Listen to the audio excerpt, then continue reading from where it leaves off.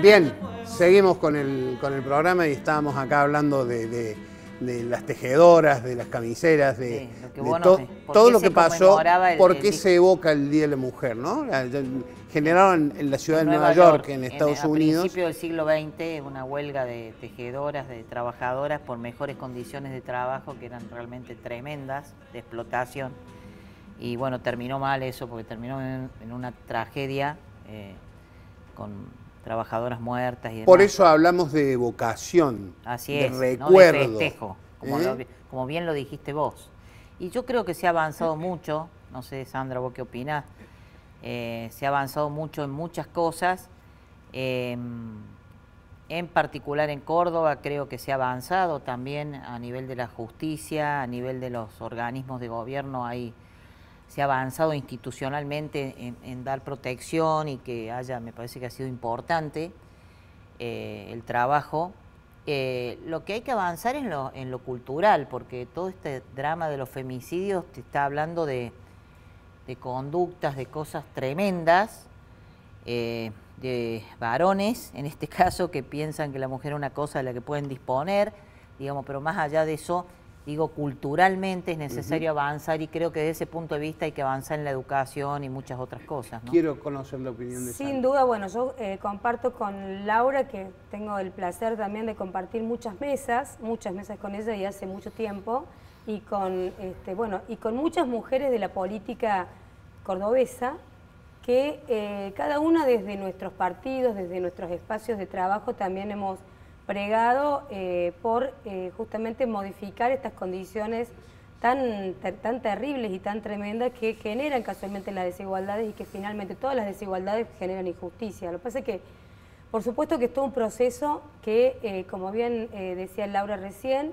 ha encontrado las instituciones, particularmente el gobierno de Córdoba. Bueno, yo soy parte del gobierno de Córdoba y hay que reconocer que en la agenda política, en la agenda pública, está plenamente reflejada esta demanda de trabajar por la igualdad y por la equidad. Sin dudas, y por ahí, si vos querés, Eduardo, podemos particularizar más, pero sin dudas todo lo que es el tema digamos, de las consecuencias más nefastas, que es la violencia, como medio de resolución de los conflictos, bueno, y de los femicidios ni hablemos, tiene un correlato que sin lugar a dudas las instituciones, particularmente el Poder Judicial o las leyes de fondo, digamos, y los códigos de procedimientos, tienen que dar todas las herramientas para poder hacer que esto se deje de producir en un estado ideal. Ahora, en el estado de pandemia que hoy estamos teniendo, porque realmente esta situación tremenda, terrible, donde mujeres mueren diariamente, o cada 2 o 3 días tenemos estas fatídicas noticias, en o Córdoba, datos de la realidad. 8 femicidios en un año. Desde que comenzó el año. Es tremendo, 8, ¿no? Es tremendo. El gobierno de Córdoba viene trabajando activamente con este tema, con la responsabilidad que esto significa. Se creó un Ministerio de la Mujer, existe un polo.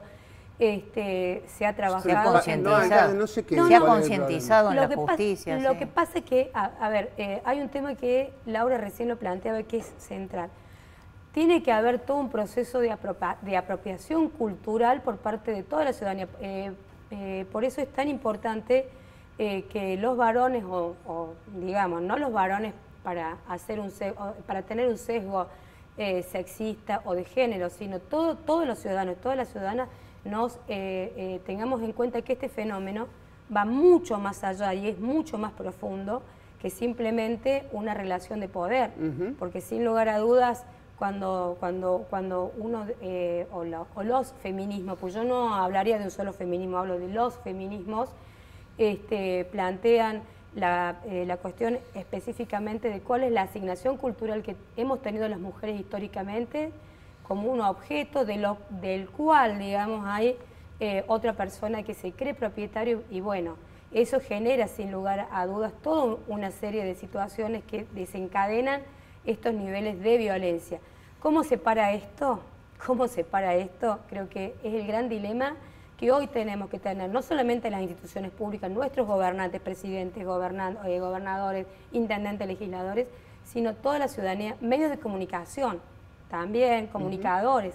Es todo un proceso que nos tiene que encontrar a todos tirando del mismo carro, ¿no? Porque es muy terrible. A ver, la ministra Claudia Martínez, que aquí todas las mujeres realmente le brindamos nuestro apoyo y en cierto sentido también entendemos un poco la enorme responsabilidad que tiene, conjuntamente con la diputada nacional, a quien vos conocés muchísimo, porque han compartido muchas mesas, inclusive previo a ser funcionarias públicas. Alejandra Vigo vienen trabajando, pero de manera incansable con esto. Se ha generado un programa Lideresa, de la cual es una plataforma del cual participan todos los gobernantes y a los que invitamos también a los varones para que se sumen. Es un espacio de capacitación permanente. Pero digo, hay una cuestión que es central, y ya con esto, bueno, un poco te dejo la palabra, pero se está trabajando conjuntamente con gente de CONICET para evaluar del punto de vista cómo con diferentes aportes también, desde las diferentes ciencias, los investigadores sociales especialmente, cómo se trabaja sobre la conducta, digamos, que si bien es cierto que es materia criminalística más que como sobre la conducta de los femicidas, porque aparentemente, y sé que voy a meter la pata en algunas cosas con esto, por ahí cuando desde las noticias se hace tanta exacerbación o con tanta minuciosidad la conducta de estos criminales, parece que de alguna manera también se reproducen en otros.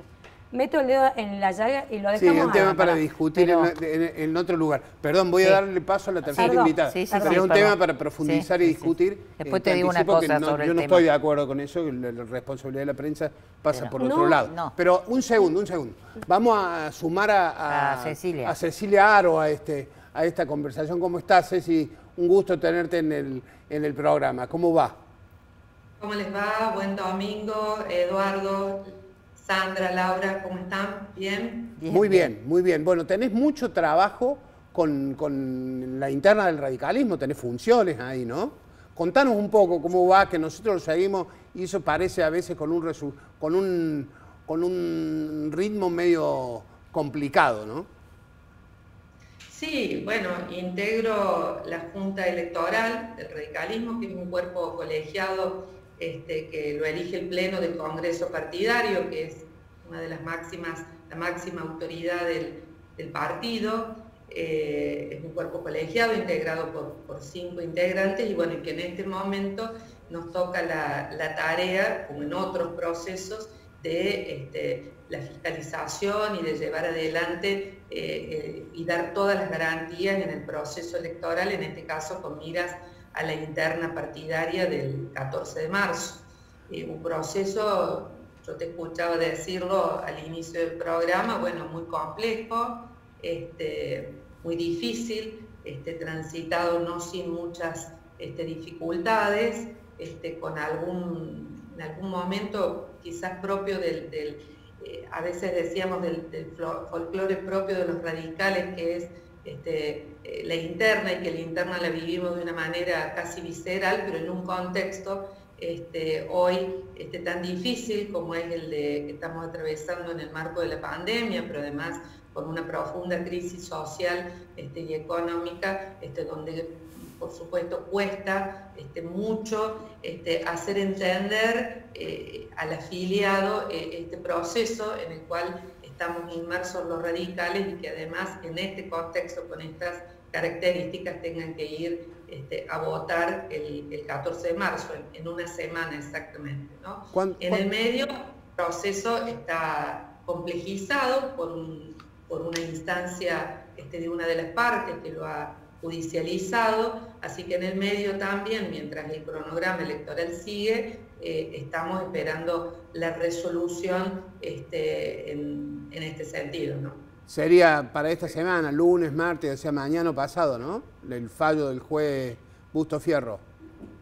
Claro, hay una de las partes, concretamente la Alianza Sumar, de que ha hecho una presentación en la justicia en relación a una de las resoluciones, o a la resolución quizás más importante, que es la que determina la de la Junta Electoral en relación a cuáles son los departamentos de la provincia que estaban en condiciones o habilitados para presentarse a votar. Esto, al estar en una instancia judicial, bueno, ha determinado de que sea el juzgado con competencia electoral el que tenga que dictaminar respecto a eso.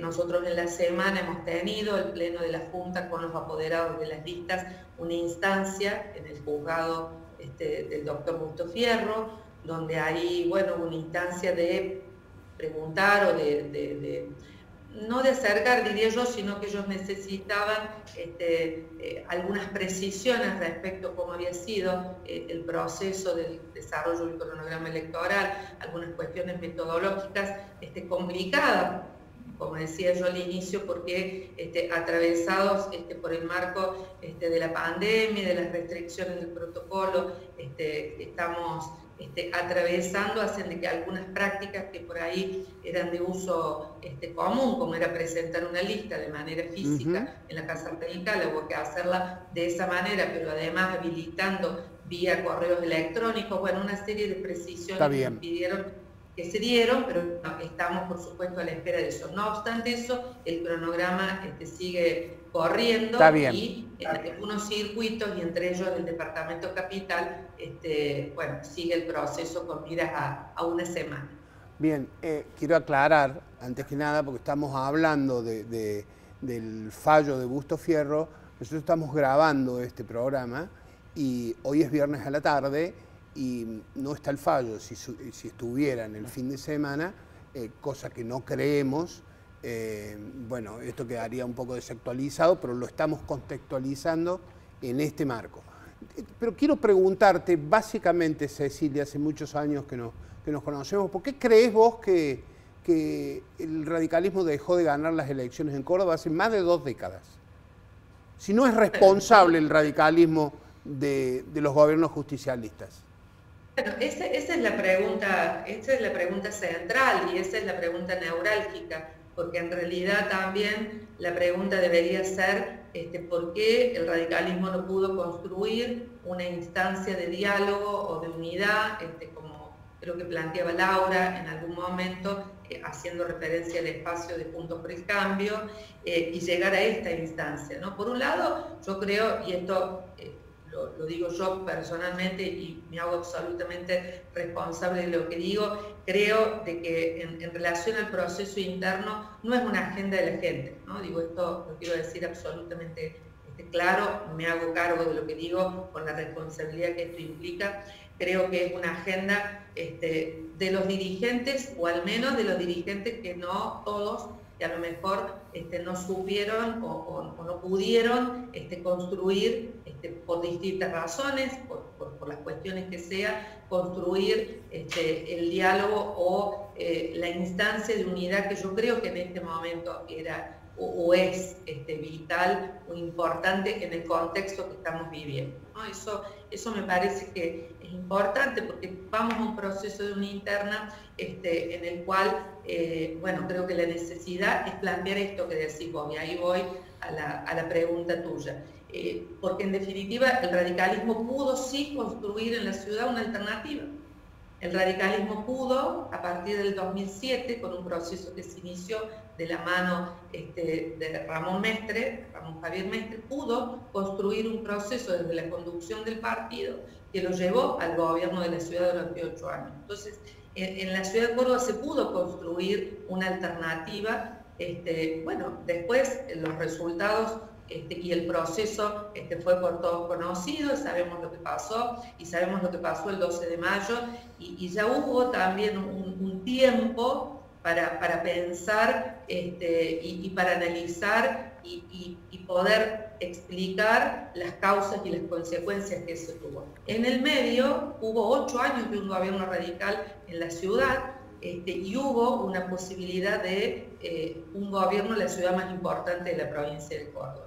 Y hubo también algunos, en el medio, bueno, estos 20 años, alguna instancia de estar muy cerca de llegar a ese objetivo que es el de lograr esto de tan simple quizás que uno lo puede decir, pero que no logra plasmarse, que es nada más ni nada menos que la alternancia en el poder y permitir, después de más de 20 años de gobierno bajo distintos nombres, Unión por Córdoba, Hacemos por Córdoba, lo que fuere, pero en definitiva lograr el objetivo de la alternancia en el poder.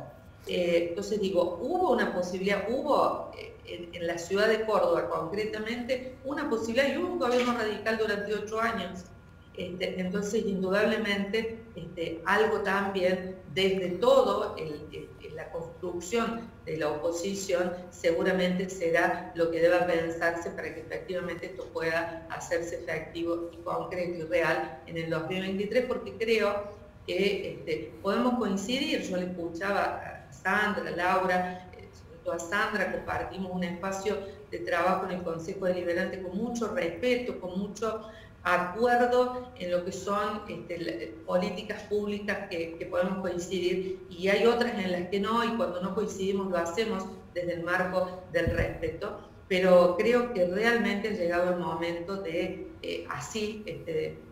lo entiendo, de la alternancia y de que en el 2023 se produzca un cambio en la provincia de Córdoba. Te quedás un ratito, nos vamos a una pausa y vamos a compartir el bloque final con las demás invitadas, ¿te parece? Muchas gracias. Sí, bueno, ya volvemos enseguida con el tercer bloque, ¿eh? Gracias. Hacia la estrella de aquella otra madre mayor, y como los recogía del polvo teñido,